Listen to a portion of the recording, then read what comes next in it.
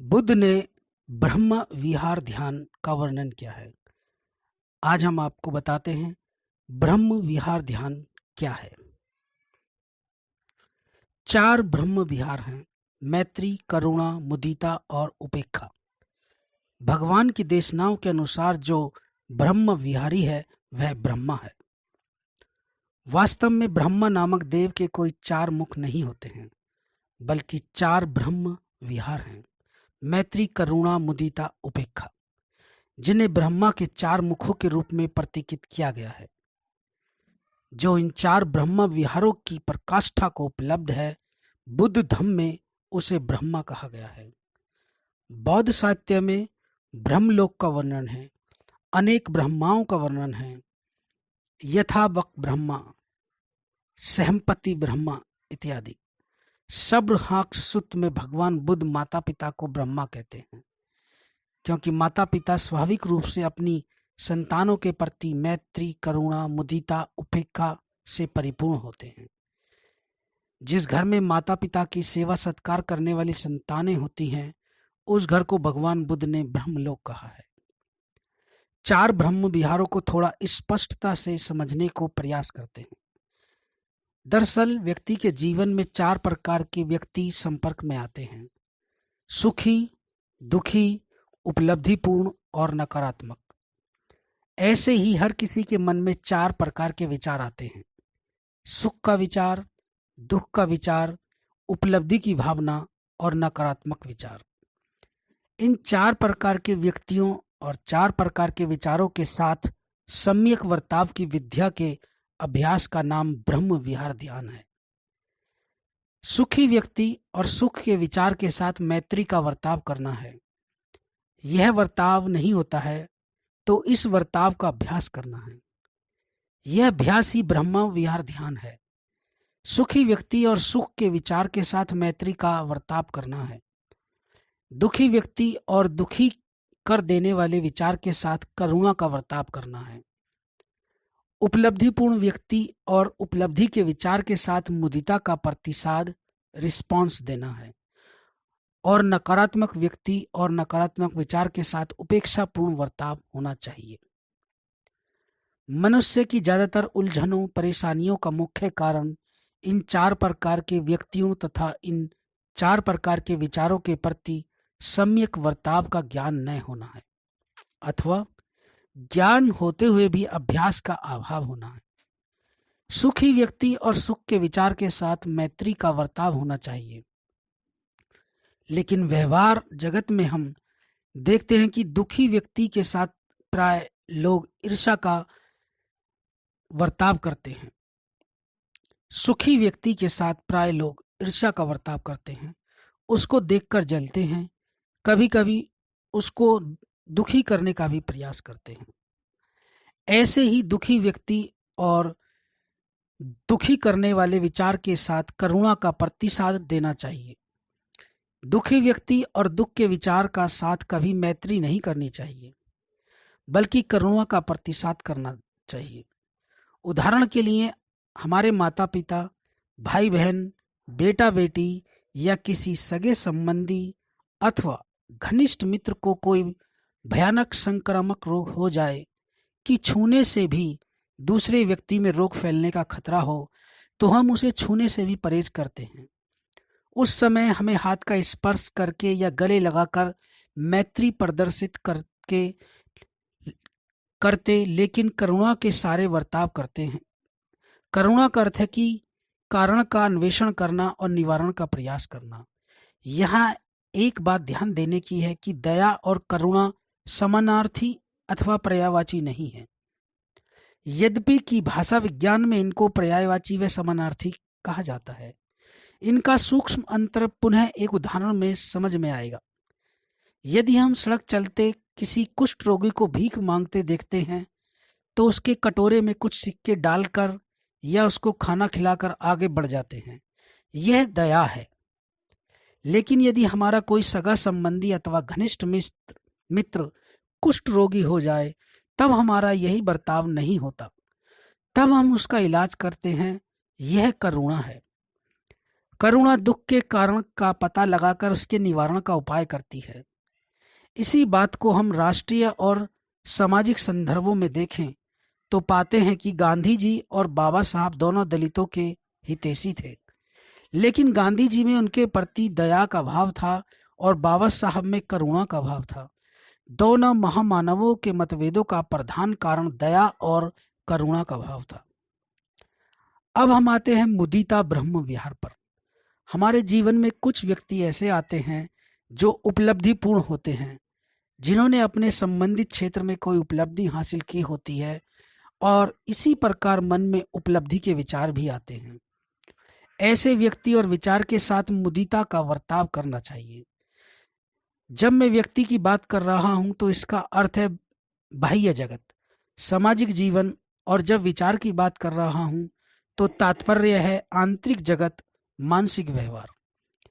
प्राय देखा जाता है कि उपलब्धिपूर्ण व्यक्तियों के प्रति लोग निंदात्मक व आलोचनात्मक बर्ताव करते हैं। मुदिता का सहज सा अर्थ है दूसरे की उपलब्धि पर प्रसन्न होना। जब हम दूसरे की उपलब्धि पर प्रसन्न होते हैं तो वास्तव में स्वयं के लिए उपलब्धि का अवसर व संभावना सृजित करते हैं। उदाहरण के लिए हम बाल जीवन में प्राय देखते हैं कि अधिक अंक अर्जित करने वाले छात्र से कम अंक पाने वाला छात्र निंदा आलोचना का बर्ताव करता है। इस प्रकार प्रेरणा न लेकर वह अपने अधिक अंक पाने की संभावना का भी हनन कर देता है। मुदिता ब्रह्म विहार अर्थात दूसरे की उपलब्धि में प्रसन्न होना, जैसे माता पिता अपने बच्चे की हर उपलब्धि पर प्रसन्न होते हैं। उपलब्धि के व्यक्ति और विचार का प्रसन्न होना, उससे प्रेरणा लेना मुदिता ब्रह्म विहार है। स्वयं की उपलब्धि पर भी प्राय लोग अकड़ जाते हैं, अहंकारी हो जाते हैं, उनमें प्रभुत्व की भावना, सुपीरियरिटी कॉम्प्लेक्स आ जाता है। लोगों की अथवा स्वयं की उपलब्धि पर प्रसन्न होना वास्तव में स्वयं के लिए और उपलब्धियों के द्वार खोलना है। प्राय देखा गया है कि जो लोग दूसरे की उपलब्धियों पर मुदित होते हैं, कालांतर में वे स्वयं भी वैसी ही या उससे भी बढ़कर उपलब्धियां अर्जित करते हैं। हर उपलब्धिपूर्ण व्यक्ति की एक प्रेरक कथा अवश्य होती है। व्यक्ति प्रेरणा ले और मुदित हो तो हर प्राणी, जीव जंतु, पेड़ पौधों से भी प्रेरणा मिल सकती है।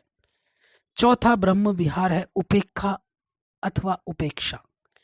प्राय उपेक्षा अथवा उपेक्षा को नकारात्मक अर्थों में लिया जाता है, कुछ नजरअंदाज, इग्नोर करने जैसा, लेकिन अपने मूल अर्थों में उपेक्षा ऐसा अर्थ नहीं रखता।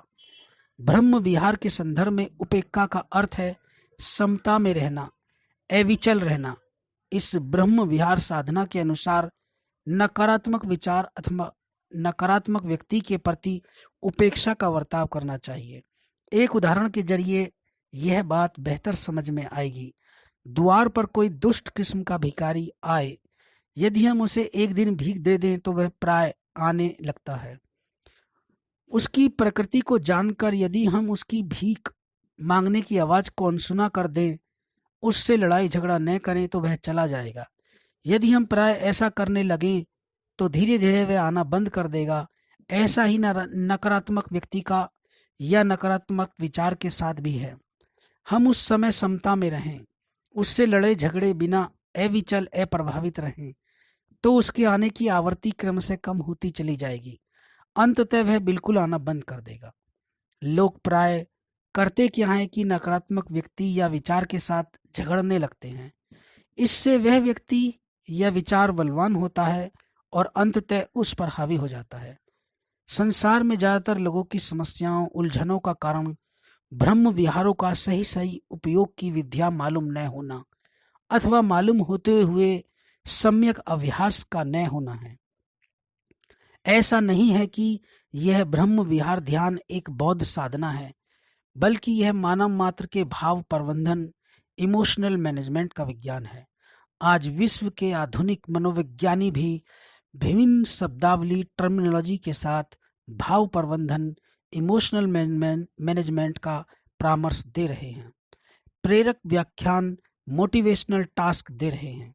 भगवान बुद्ध की ध्यान पद्धतियों पर विश्व भर के मनोवैज्ञानिक शोध, प्रयोग व अध्ययन कर रहे हैं।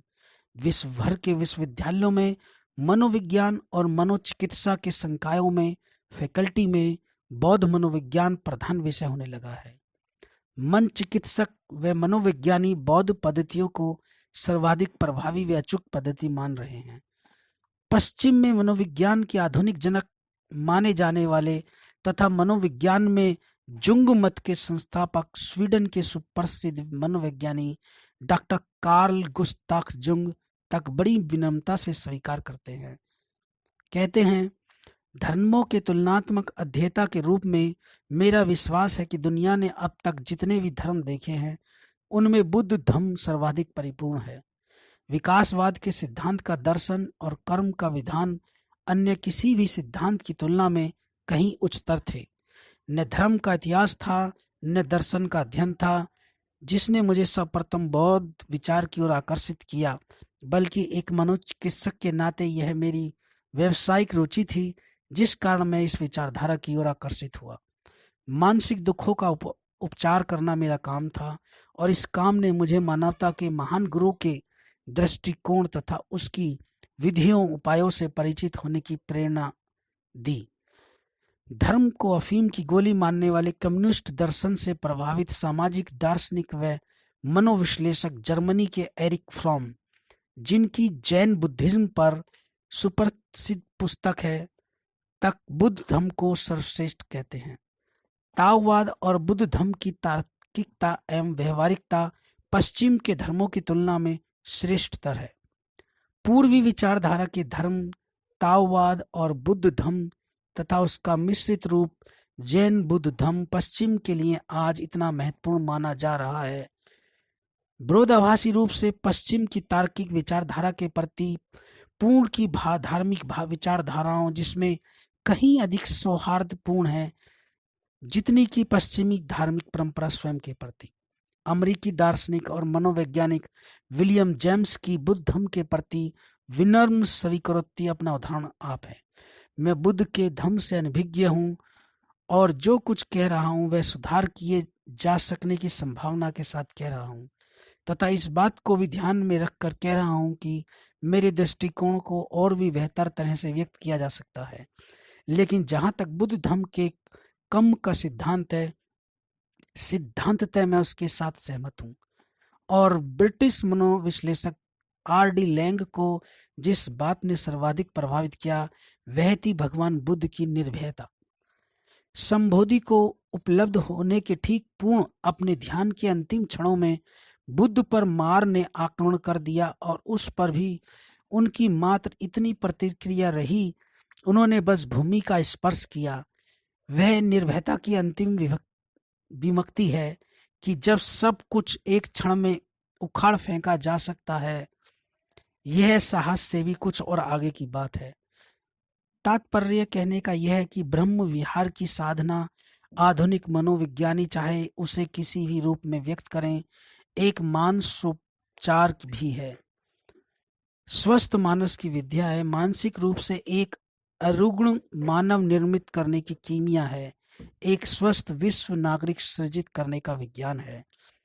सिद्धांत रूप से इस विज्ञान को जानना जितना आसान है, व्यवहार में इस प्रविधि को सीखना और उसका अभ्यास करना भी अत्यंत सुखदायी है। इसके लिए किसी योग्य अनुभवी ध्यान गुरु से पद्धति सीखना अथवा किसी बौद्ध ध्यान केंद्र पर शिविर करना विशेष संस्तुत्य है। यह दुख निवारण सुखोपलब्धि की विद्या है। मानसिक दुखों से ग्रसित मानवता के लिए यह आज पहले से कहीं अधिक प्रासंगिक है। अंगुत्तर निकाय एकक निपात में अक्षरांशावंगो अर्थात अप्सरा संघात वर्ग है।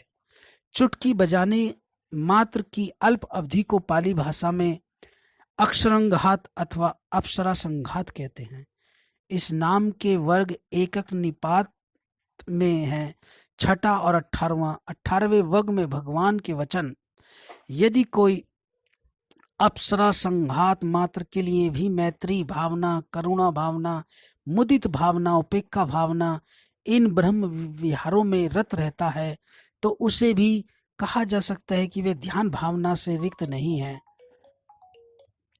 शाक्त के शासन का अवज्ञाकारी नहीं है उसको भी दिया भोजन दान व्यर्थ नहीं गया, तो फिर उसको तो उतना ही क्या जो मैत्री करुणा मुदिता उपेक्षा ब्रह्म विहार में ही रत रहते हैं। इतनी महिमा है ब्रह्म विहारों की, चुटकी बजाने की, अल्प अवधि की साधना में भी उसकी बुद्ध साधना में गणना हो जाती है।